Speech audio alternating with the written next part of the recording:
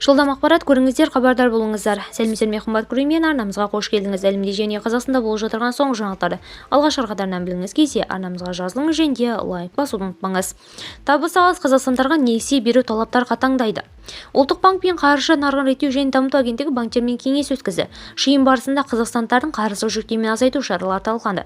Табысы төмен азаматтарға несие беру талаптары күшеймек.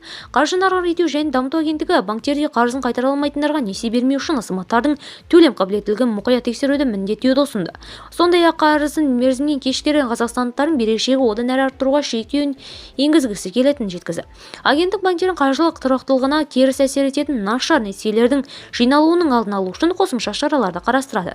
Банктер проблемалық тұтынушылық несиелерді қайта құрылымдау жұмыстарын жалғастыруы керек. Яғни қарыз алушылар қарызды өтеу кезінде қиындықтарға тап болған жағдайда олар несиелерінің шарттарын қайта қарастырады. Ең алдымен қиын жағдайға тап болған азаматтарға көмек көрсетілген делінген хабарда. Сондай-ақ кездесуде даму қоры негізінде шағын және орта бизнес субъектілерінің несиелерін кепілдендіру қоры құру мәселесі қаралады. Банктер мен мемлекет кепілдік қорының шарттарын талқылауды жалғастырады. Бұл көптеген кәсіпорындардың қордан кепілдік алуына мүмкіндік береді.